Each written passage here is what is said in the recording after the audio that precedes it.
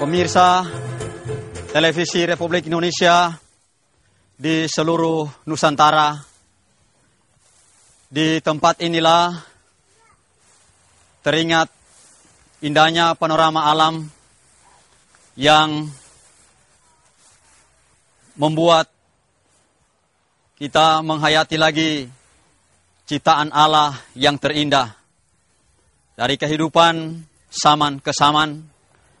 Dan tepatnya di tempat saya berdiri ini, di depan saya sekitar 25 meter. Di sanalah kondisi di mana Huting melakukan kerja sebagai seorang pekabar Injil, menabur benih dengan melakukan pembaptisan bagi beberapa keluarga yang berada di desa Wohia. Pada masa itu, berkembang selanjutnya, nama Wohia berubah menjadi Wosia. Dengan demikian, dari cikal bakal inilah terbentuk umat Tuhan yang selanjutnya bermasyarakat dan mulai meninggalkan pola hidup lama dan mengenal Yesus Kristus yang diperkenalkan oleh pendeta Huting berkebangsaan Belanda tersebut. Kerja keras yang dilakukannya tanpa pamrih dan tanpa kenal lelah dengan melakukan hal-hal positif ke arah kehidupan pembaharuan, kehidupan umat Tuhan yang benar-benar ingin diubahkan dari pola hidup yang lama untuk mengenal Yesus sebagai juru selamat mereka. Pembaptisan kemudian melahirkan kehidupan warga gereja yang dewasa, injili, dan misioner di setiap hidup yang mereka jalani. Ada yang menarik, saudara pemirsa, bahwa di tempat ini, di tepi pantai ini, Huting mengambil posisi strategis, kendati pada kedatangannya komunikasi belum bisa tercipta bersama dengan keluarga-keluarga yang coba dirangkul untuk bercakap dan berbincang bersama mereka. Tapi itulah indahnya bahwa melalui keinginan seorang misionaris yang sungguh-sungguh menyentuh perasaan masyarakat yang bepergian untuk ke laut dan kegiatan-kegiatan lain sebagainya, turut mempengaruhi dan akhirnya tercipta komunikasi di antara mereka dengan mimik dan pandang satu dengan yang lain, membuat mereka terharu dan mau apa dengan pendeta Huting itu sendiri.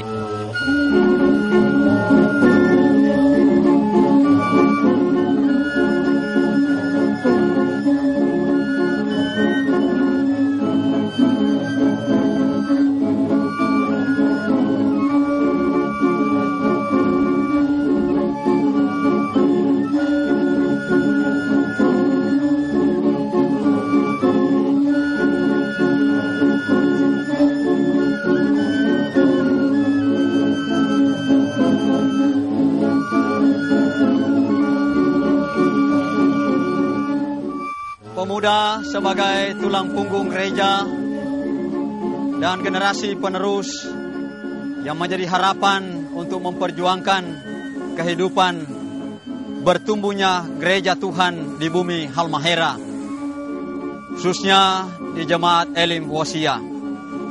Perjalanan yang dijalani tidak membuat pemuda terombang-ambing, tetapi sebagai harapan gereja, pemuda akan tetap berusaha tampil sebagai orang-orang yang diharapkan, sebagai generasi yang kemudian menjadi pewaris-pewaris dari kerajaan Allah itu sendiri.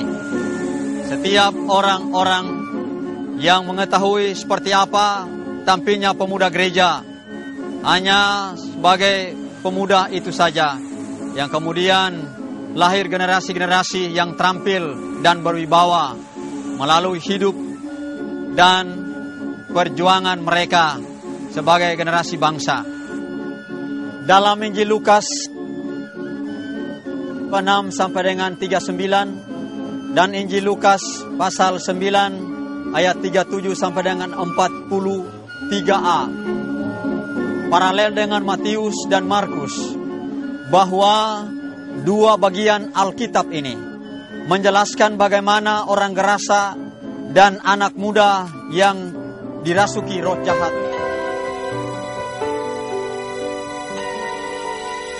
Pemuda dan jemaat itu banyak punya pikiran takut pada pelayan-pelayan Tuhan. Sehingga apa saja yang pelayan-pelayan Tuhan katakan, ya, kamu harus ikut ibadah. Gereja ataupun organisasi pemuda, itu harus mereka hadir. Ada jemaat-jemaat yang masih kabur dalam hal menerima Injil. Sekalipun mereka kabur dalam menerima Injil, tapi menyangkut dengan kuasa-kuasa gelap, tidak seperti apa yang kita alami sekarang. Kalau mau lihat dari secara iman bahwa yang kena kerasukan hari itu, banyak orang yang takut. Sehingga saya pernah berbicara, ajukan saran pada mas jemaat supaya tolong diberitahukan di forum agar dapat memberikan hal yang penting menyangkut dengan pelayanan.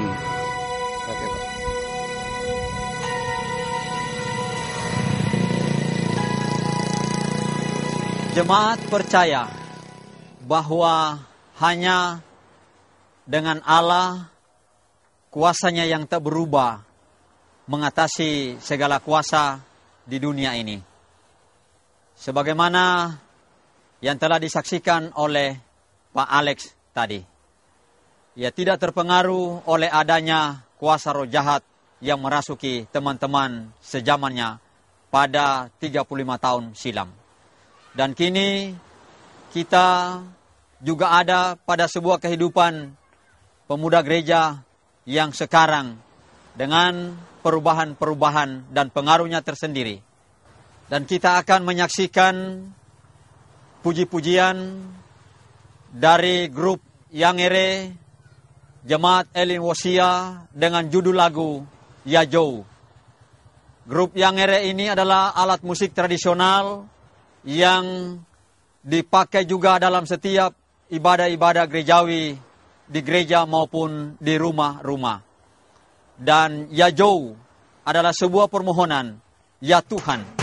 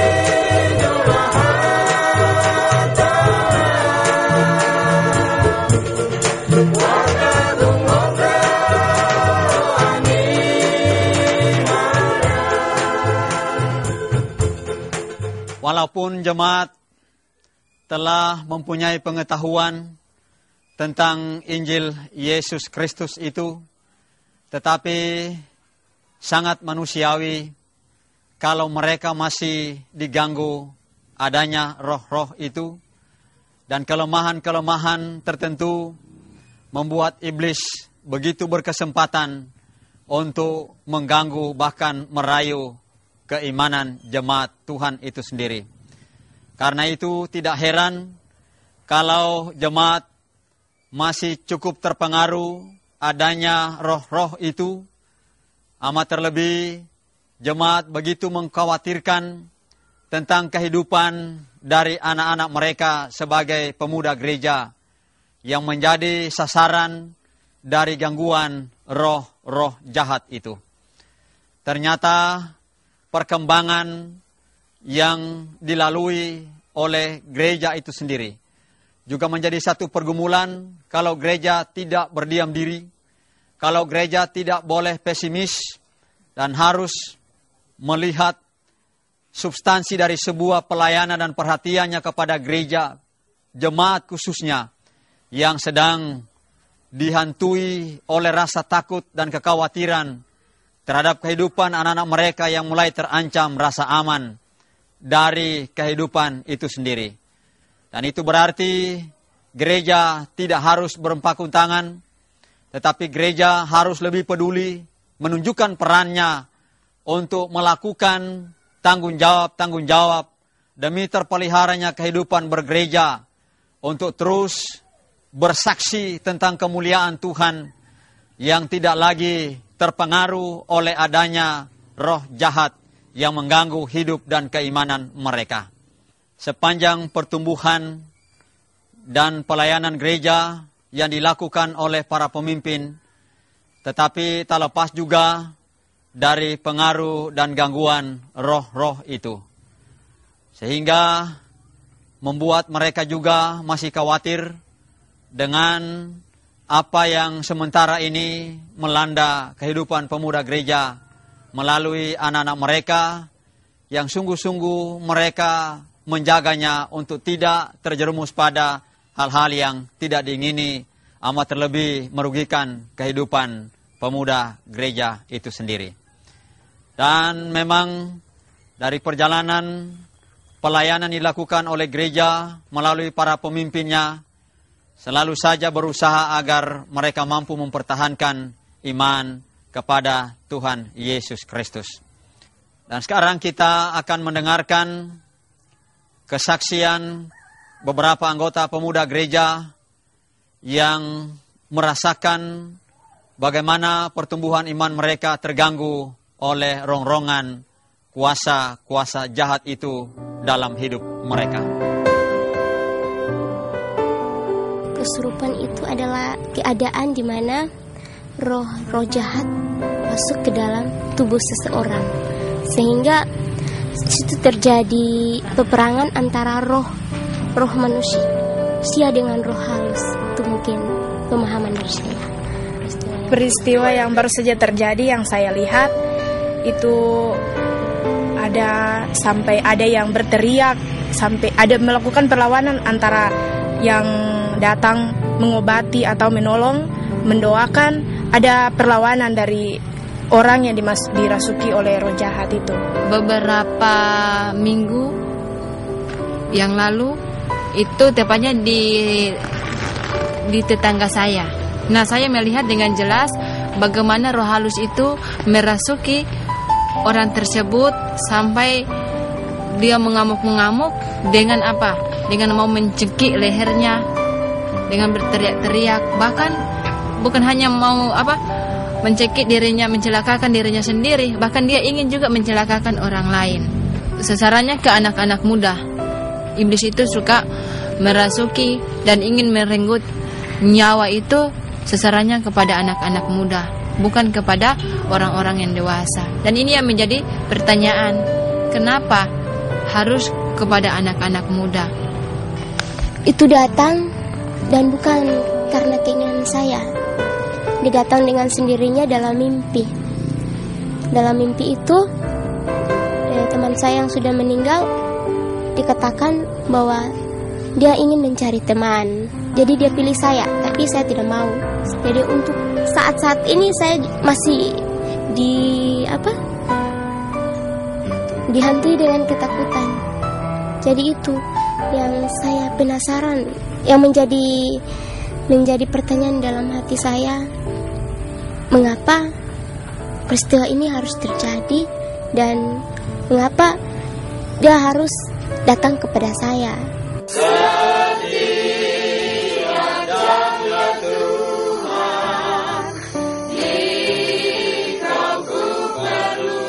Pemuda, kalau di dalam Alkitab sebagai tulang punggung gereja, di mana Yesus memakai kita untuk menjalankan tugas dan tanggung jawab. Dan ketika kita masih muda, kita mengikat pinggang kita sendiri, kita berjalan dengan sesuai diri kita masing-masing. Kita tidak memperdulikan yang lain. Tapi kalau kita berjalan dengan Tuhan, pastinya yang tadi itu tidak akan terjadi. Atau yang dikatakan kesurupan itu tidak akan terjadi. Ketika kita menaruh harapan kita, bertaruhkan hidup kita kepada Tuhan. Yang sebelum kejadian-kejadian ini terjadi, anak-anak muda itu tidak mengenal dalam namanya satu persekutuan, terutama dalam membentuk satu tim doa. Nah, ini yang kita belajar. Di balik semua peristiwa itu ada hikmahnya yang kita ambil. Dan ini juga menjadi kayak pertanyaan buat kita, apa ini terjadi atas izin Tuhan atau ini terjadi memang ada kuasa-kuasa kegelapan itu. Dari kesaksian barusan, kita melihat bahwa tidak semua pemuda terpengaruh terhadap gangguan roh jahat itu. Dan masing-masing pemuda memberikan pernyataan-pernyataan sehubungan dengan ketaatan dan kepercayaan mereka. Hal-hal seperti yang dapat mereka katakan bahwa efek-efek buruk dari pengaruh itu memang menyeret pemuda untuk mengambil keputusan merugikan diri sendiri.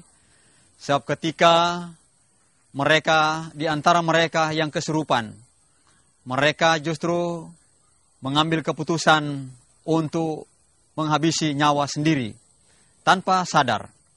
Tetapi di lain pihak, beberapa teman lain cukup menguatkan, karena ketika keputusan itu diambil, justru sangat memilukan orang tua.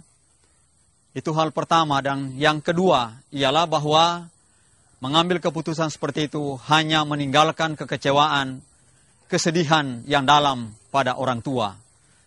Dan hal itu disebabkan oleh karena stres maupun depresi yang dalam, serta hilangnya semangat dan harapan, yang juga sering dikatakan sebagai bagian dari hilangnya akal sehat manusia untuk mempertahankan hal-hal positif dalam hidupnya sebagai pemuda gereja. Dan kalau orang mengambil keputusan dengan hal-hal yang merugikan seperti bunuh diri lain sebagainya, maka itu ada pada posisi yang sungguh membuat orang tua menyesali perbuatan dan sikap seperti itu. Tetapi pemuda yang lain justru memberikan harapan-harapan untuk meyakinkan bahwa dengan kekuatan iman kepada Yesus tidak akan mampu mempengaruhi mereka dan mereka kuat dalam mempertahankan iman kepada Yesus untuk menolak kuasa roh jahat itu tidak menguasai dan merongrong mereka.